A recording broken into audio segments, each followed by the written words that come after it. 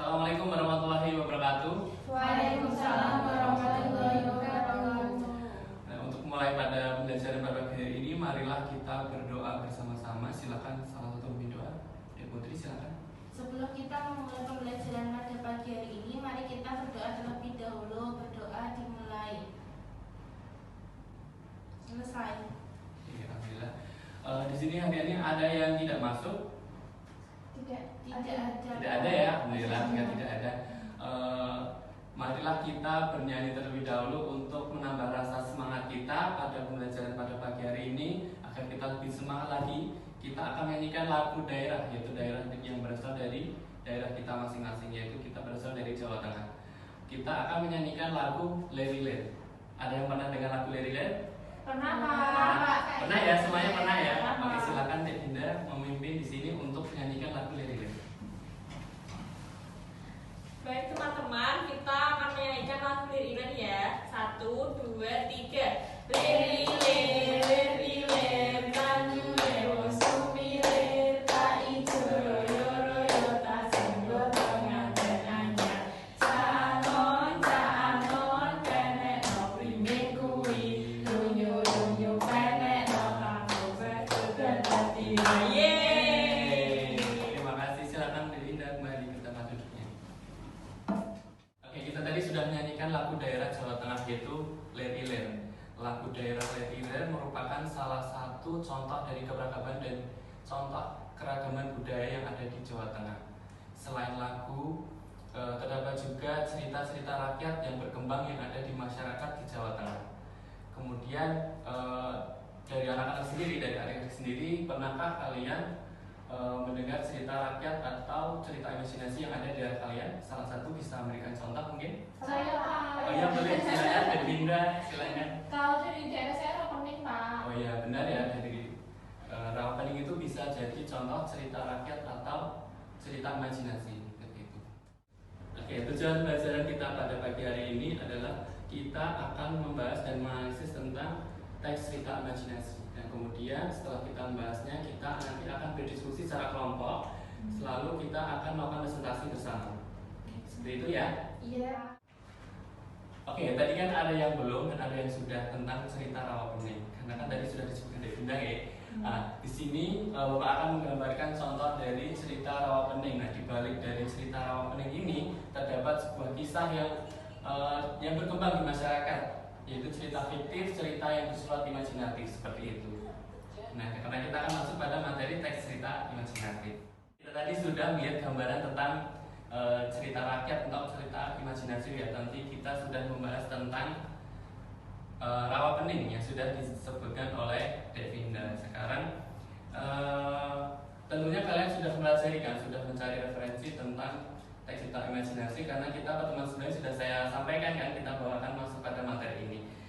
Sekarang Bapak akan bertanya, apa yang kalian ketahui tentang teks cerita imajinasi? Coba salah satu bisa menjawab. Saya. Silakan. Cerita khayalan, Pak, tidak nyata. Oke, benar ya, cerita khayalan atau bersifat tidak nyata. Bersifat fiktif. Iya betul, bersifat fiktif. Kemudian Bapak akan bertanya lagi, kira-kira ada berapa ya strukturnya ya? Struktur teks cerita imajinasi itu ada berapa? Ada 3. Ada 3. Iya benar, ada 3. Oke, sekarang kita akan masuk pada materi teks cerita imajinasi. Bapak akan menjelaskan tentang teks cerita imajinasi. Hakikat teks cerita imajinasi adalah cerita yang mengandung peristiwa khayalan atau bersifat fiktif dan bersifat imajinasi.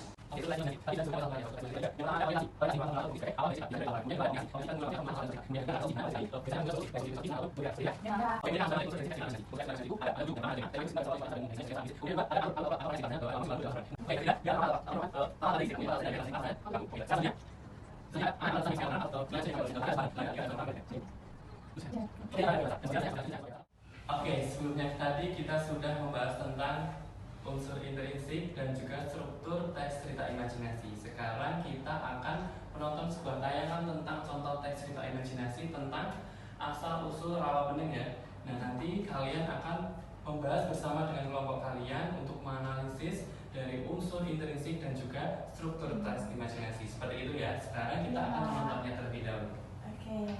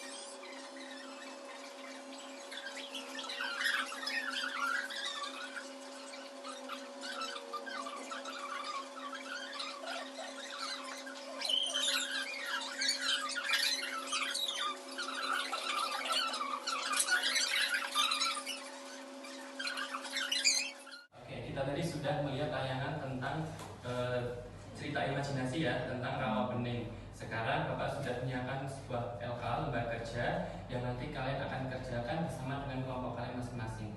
Karena sebelumnya sudah Bapak bentuk kelompoknya. Sekarang saya tunjuk ya perwakilan kelompoknya untuk maju mengambil LK-nya. Silakan Mbak Binda, Dek Binda silakan. Kemudian ada Dek Sofi, ada Dek Putri dan Dek Ani. Oke, silakan dikerjakan sesuai dengan instruksi yang ada di lembaga kerja masing-masing. Baik, Pak. Sampai amanat apa ya, Pak ya? Amanat itu pesan disampaikan oleh penulis kepada pembaca. Menyembuhkan orang sakit. Orang sakit. Menyembuhkan penyakit. Lalu tokoh yang nenek sihir itu sifatnya bagaimana, Pak? Ini betul. Sihir itu iri dengki dan membenci. Iya bisa. Karena dia kan jahat ya, Pak. Dia sudah menyihir anak kecil itu tadi. Oke, kita tadi sudah membahas tayangan video teks cerita imajinasi tentang rawa bening, dan kalian tadi sudah menganalisis bersama dengan kelompok kalian masing-masing. Sekarang kita akan mempresentasikan dan membahasnya bersama-sama ya. Iya. Oke, silakan dari kelompoknya Teh Putri silakan. Nanti sih. Oh ya silakan pilih.